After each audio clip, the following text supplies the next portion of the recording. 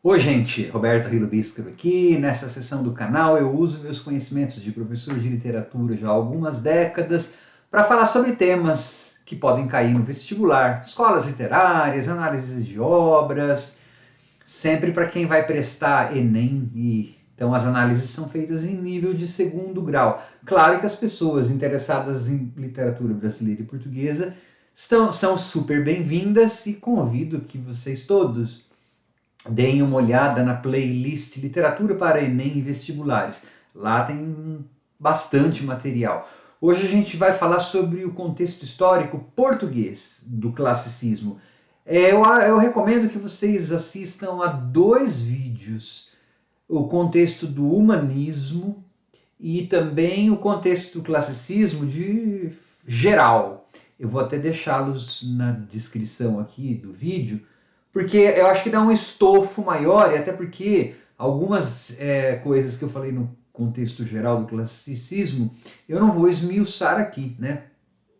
Porque já tem um vídeo feito. Eu vou falar de algumas coisas, mas com duas ou três coisas mais importantes para o contexto português, certo? Antes de continuar, eu gostaria de convidá-los a se inscreverem no canal Robertando, curtir os vídeos, compartilhá-los, eu agradeço bastante. Então, o classicismo em Portugal vai de 1527, que é quando Sá de Miranda volta da Itália e introduz lá as formas bem racionais, né, do soneto, da oitava rima.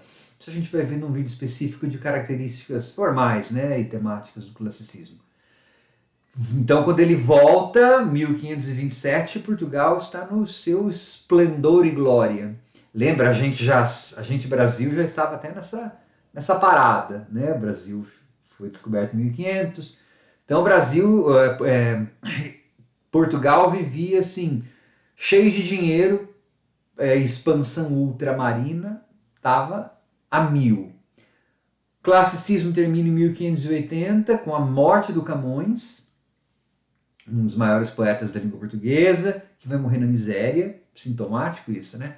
E também, além da morte do Camões, é quando Portugal perde a autonomia para a coroa espanhola, as duas coroas se juntam, né? E aí então começa o Barroco e uma influência espanhola lá. Então você pega um período em que Portugal vai da glória à decadência, né? Muito bem, inclusive representado lá nos Lusíadas, tá?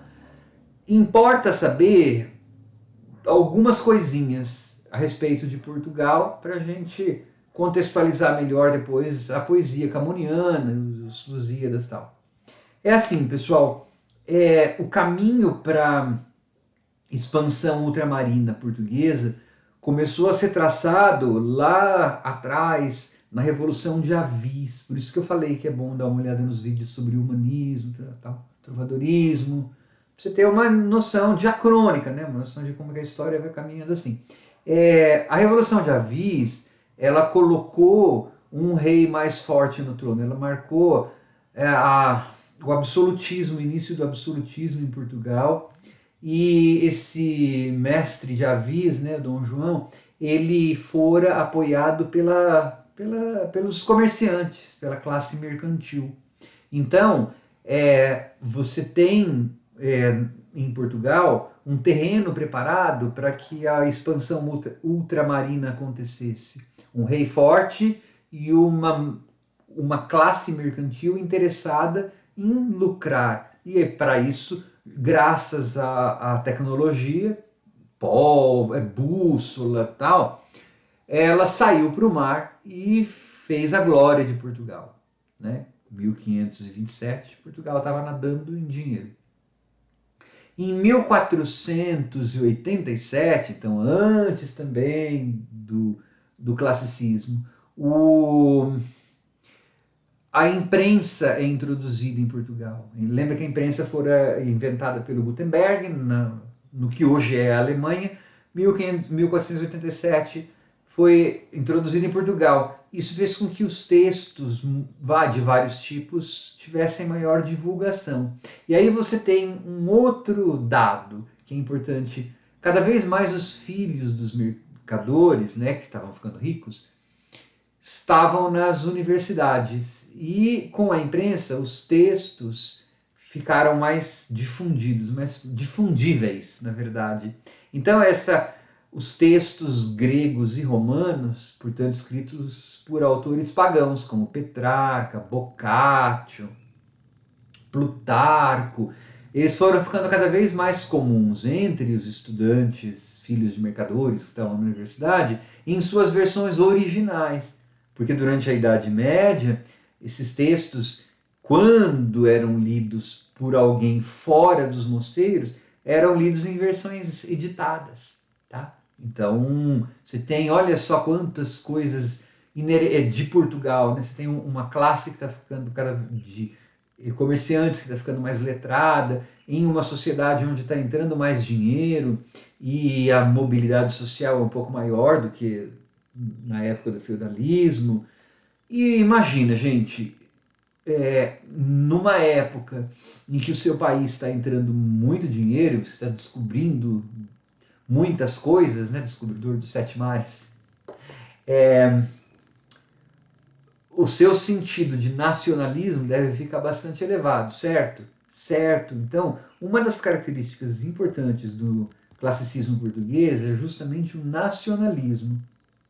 Enquanto em outras literaturas do classicismo, o que vai mais marcar é o neoplatonismo, ou seja, a realização do amor não de forma carnal, mas mais intelectual. Em Portugal, embora o neoplatonismo seja observado como uma das características do classicismo, o que mais marca é o nacionalismo.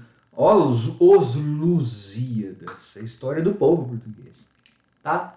E eles tinham não só motivos econômicos, né, e sociais para serem internacionalistas, mas inclusive até por conta do português.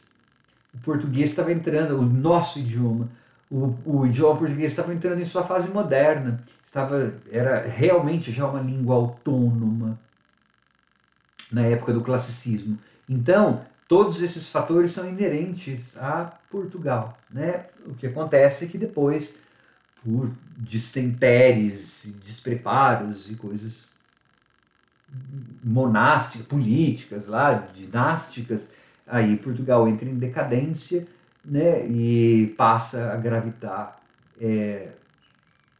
sob o poder espanhol. E mesmo depois que ele recobra a independência, a partir de 1640, aí já não é mais, aí já está na esfera francesa, está na esfera inglesa, aí tanto é que a nossa literatura depois ela acaba pegando influências de segunda mão, né? Porque a gente pega influência de Portugal, que era influenciado pela França. Mas isso a gente vê mais para frente, tá bom? Tchau, gente.